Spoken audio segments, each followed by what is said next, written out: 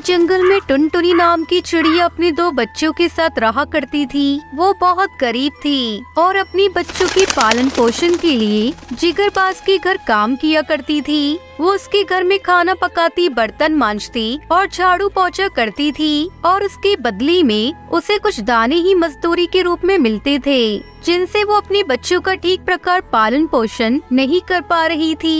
एक दिन जिगरबाज ने उसे बुलवाया। जिगरबाज ने गुस्से में कहा, अरे टुनटुनी, तेरे पति ने मरने से पहले मुझसे बहुत कर्ज लिया था, यहाँ तक कि तुम्हारा घर भी मेरे पास गिरवी रखा है। तुम्हारा पति तो कर्ज चुका नहीं सका, इसलिए अब तुम्हें वो कर्ज चुकाना चाहिए। इसलिए तुम मेरे घर में काम कर रही हो। वैसे तो मुझे तुम्हें 1 रुपया भी नहीं देना चाहिए, पर फिर भी तुम्हारे बच्चों का सोचकर मैं तुम्हें कुछ दाना दे दिया करता हूँ। हाँ बाज भैया, तुम्हारा बड़ा एहसान है मेरे ऊपर कि तुमने मुझे और मेरे बच्चों को घर से नहीं निकाला। लेकिन मुझसे क्या भूल हो गई जो इस तरह मुझ पर गुस्सा हो रहे हो? अरे आज तुम्हारे बेटे ने मेरे बेटे को धक्का दे दिया। अरे बताओ, भला उसकी इतनी हिम्मत हो गई है? अरे भैया, बच्चे हैं, कुछ लड़ाई झगड़ा हो गया होगा, माफ कर दो। मैं अपने बेटे को समझा दूंगी, अब ऐसा नहीं करेगा। ठीक है, इस बार माफ कर देता हूँ, पर आज मैं तुम्हें काम के बदले कोई अनाज नहीं दूंगा। ठीक है भैया, मत देना। तब तक आप लोग कमेंट में बताएं 19 into 2 + 5 कितने होते हैं। टुनटुनी चुपचाप आंसू बहाती हुई अपने घर चली गई। टुनटुनी ने गुस्से में कहा, ये बता, तूने मालिक के बेटे को धक्का क्यों दिया? माँ, पहले उसने पिंकी को चोंच मारकर घायल किया था। हे भगवान, इतनी जोर से चोंच मारी उसने।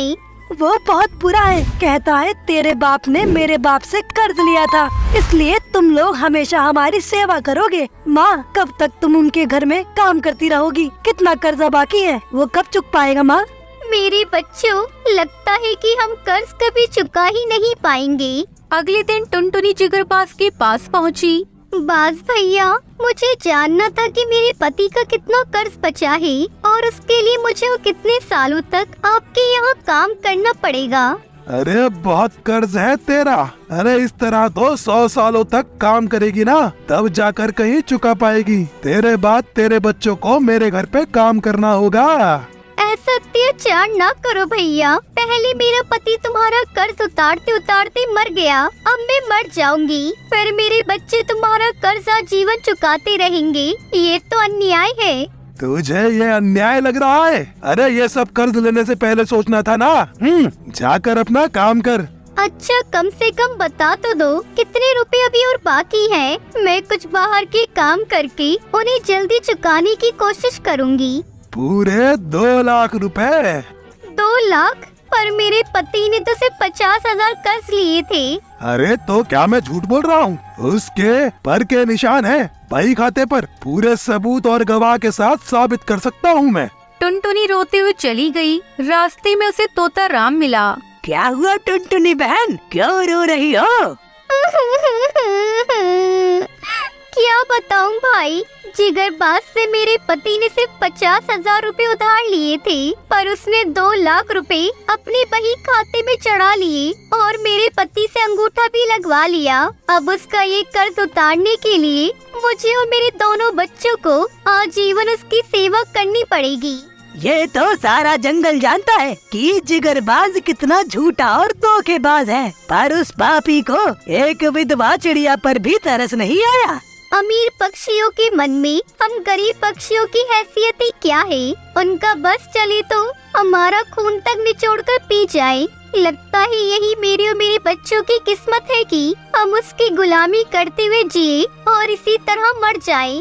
दुखी मत हो बहन, मेरे पास उस जिगरबाज के बच्चे को सबक सिखाने का एक प्लान है। चलो तुम्हारे घर चलकर बात करते हैं। टुनटुनी और तोताराम घर पहुँचे।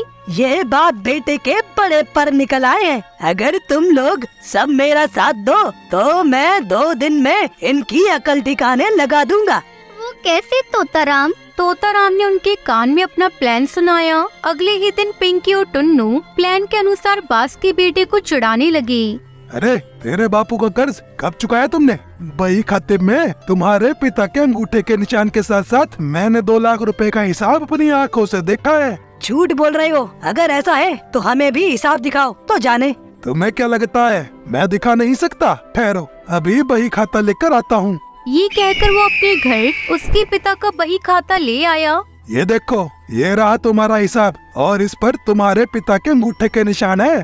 टुन्नू ने मौका पाकर तुरंत वो पन्ना ही फाड़कर फेंक दिया। अरे तुमने क्या किया? अब तो पिताजी मुझे मार ही डालेंगे। अब तुम देखो तुम्हारा क्या होगा, हम तो चले। इतना कहकर दोनों बहन भाई हंसते हुए चली गई। अगले दिन टुनटुनी जिगरबाज की शिकायत लेकर पुलिस के पास पहुंची। टुनटुनी को न्याय दिलाने के लिए जिगरबाज को स्टेशन बुलाया गया। इंस्पेक्टर जी, जिगरबाज ने हमारे साथ बेईमानी की है। उसने 50,000 कर्ज देकर 2 लाख बही खाते पर चढ़ा लिया है। क्यों जिगरबाज, क्या टुनटुनी ठीक कह रही है? अरे नहीं इंस्पेक्टर जी, ये झूठ कहती है। मेरे बही खाते में इसके पति के अंगूठे के निशान है। उसने 2 लाख रुपए कर्ज लिया था। जिगरबाज ने अपना बही खाता खोला तो चौंक पड़ा। बही खाते को बार बार उलट पुलट कर देखा, पर उसमें वो पन्ना ही गायब था जिस पर टुनटुनी के पति के अंगूठे के निशान थे। क्या हुआ, दिखाओ कहाँ लिखा है कि टुनटुनी के पति ने तुमसे 2 लाख रुपए उधार लिए थे? अरे पता नहीं वो पन्ना कहाँ गया। अरे कुछ दिनों पहले तक तो यही था। अरे जब तुम्हारे पास इस बात का कोई सबूत नहीं है कि टुनटुनी के पति ने तुमसे 2 लाख रुपए उधार लिए थे, तो अब मेरा फैसला है कि तुम टुनटुनी को 50,000 रुपए जुर्माने के दोगे, क्योंकि इतने सालों से बिना वजह तुम उसे अपने घर की नौकरानी बनवाकर काम करवा रहे हो, और वो भी बिना तनख्वाह दिए। अरे मुझे माफ कर दीजिए इंस्पेक्टर जी। आखिर जिगरबाज ने टुनटुनी को 50,000 रुपए दे दिए। अब टुनटुनी अपने बच्चों के साथ खुशी खुशी रहने लगी। एक घने जंगल में टुनटुनी नाम की एक गरीब चिड़िया घोंसला बनाकर रहती थी। उसके 3 बच्चे थे, गोलू, पूरी और पिंकी। टुनटुनी का घोंसला बहुत पुराना और जर्जरा हो गया था और कभी भी गिर सकता था, पर वो बारिश आने से पहले उसे ठीक नहीं करा सकी। एक रात तेज आंधी और बारिश में उसका घोंसला टूटकर गिर पड़ा। टुनटुनी ने किसी प्रकार अपने बच्चों की जान बचाई। टुनटुनी और उसके बच्चे सारी रात बारिश में भीगे, जिसके कारण बच्चों को बुखार आ गया। गोलू, पूरी और पिंकी अभी बहुत छोटे थे। उनके पंख भी पूरी तरह से नहीं निकले थे। अगले दिन सुबह बच्चों को बुखार में तपता देखकर टुनटुनी बहुत परेशान हो गई और डॉक्टर तोताराम के पास मदद मांगने पहुंची। डॉक्टर साहब, मेरे बच्चे रात भर बारिश में भीगने के कारण बीमार पड़ गए हैं। क्या आप उनका इलाज कर देंगे? हाँ टुनटुनी, ये भी कोई पूछने की बात है। डॉक्टर का तो फर्ज होता है रोगी का इलाज करना। चलो मुझे अपने बच्चों के पास ले चलो।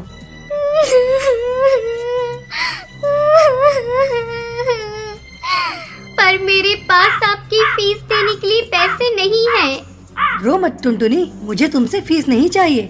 डॉक्टर तोताराम टुनटुनी चिड़िया के साथ उसके घर पहुंचा तो देखता है कि उनका घोंसला तो जमीन पर टूटा पड़ा है और बच्चे टाल पर सिकुड़े बैठे रो रहे हैं। अरे ये क्या, तुम्हारा तो घर ही उजड़ गया। क्या बताऊं डॉक्टर साहब, कल बारिश में मेरा घोंसला गिर गया और अब मेरे पास रहने के लिए कोई ठिकाना नहीं है। बारिश में घोंसला बनाया भी तो आंधी पानी में फिर गिर जाएगा। घोंसले को मजबूत होने का समय ही नहीं मिल पाएगा। ये तो तुमने सही कहा। तुम चाहो तो बारिश खत्म होने तक मेरे घर में रह सकती हो। मौसम साफ होते ही घोंसला बना लेना।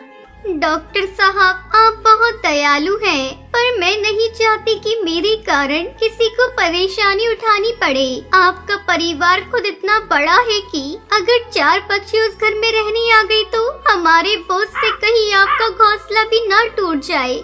ये भी बात तुमने सही कही। देखो मेरे पास एक और उपाय है। जंगल के दूसरे छोर पर जो इंसानों की बस्ती है, वहाँ इंसान अपने घरों में शुद्ध हवा का आवाजाही के लिए रोशनदान बनवा कर रखते हैं। अगर तुम चाहो तो बारिश के मौसम बीतने तक अपने बच्चों के साथ वहाँ आराम से रह सकती हो। बारिश बीतते बीतते तुम्हारे बच्चे भी कुछ बड़े और ताकतवर हो जाएंगे, तब तुम लोग घर बना सकते हो। इसमें मैं तुम्हारी सहायता कर दूंगा। टुनटुनी को ये बात ठीक लगी। तोताराम बच्चों को दवा पिलाकर और जरूरी सलाह देकर चले गए और टुनटुनी नए घर की खोज में जंगल से लगे हुए शहर में पहुंची। वहाँ जंगल के पास एक घर था जो खाली पड़ा था। वहाँ कोई नहीं रहता था। बेघर चिड़िया उसके बच्चों को एक आसरा मिल गया। वो अपने बच्चों को लेकर वहीं रहने लगी। ये घर बहुत मजबूत था। चाहे कितनी भी आंधी और बारिश हो, ये घर कभी भी नहीं टूटता। टुनटुनी अपने बच्चों बच्चों के साथ यहाँ सुरक्षित थी। आखिर बारिश का मौसम समाप्त हुआ तो टुनटुनी ने अपने बच्चों को बुलाया।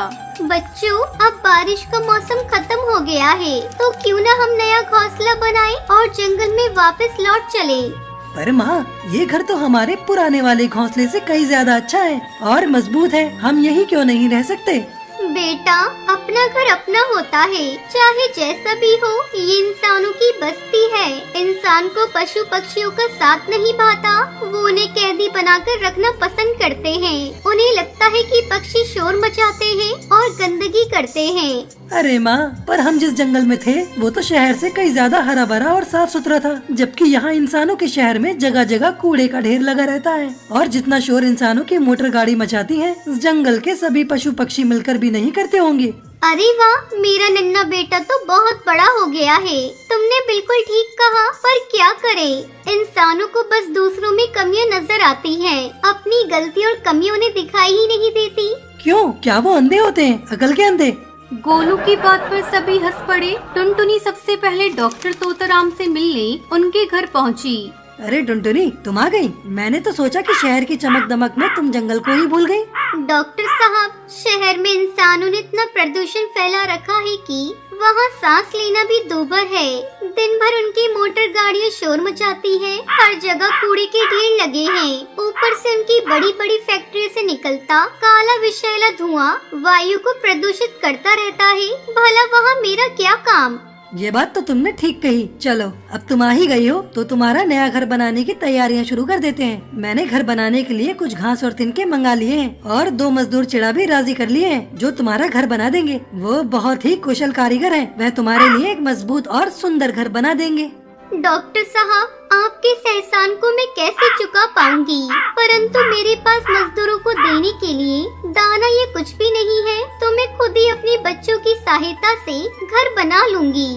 अरे टुनटुनी, कैसी बातें करती हो? संकट के समय अगर एक पक्षी दूसरे पक्षी के काम नहीं आएगा तो कौन आएगा? ये दोनों मजदूर तुम्हारे घर बनाने में कोई मजदूरी नहीं लेंगे। और भविष्य में अगर तुम्हारे पास पैसे हो तो जिस तरह तुम्हारी सहायता कर रहे हैं, वैसे भी तुम किसी दुखी पक्षी की सहायता कर देना। समझ लो, यही हमारा उपकार चुकाने का उपाय है।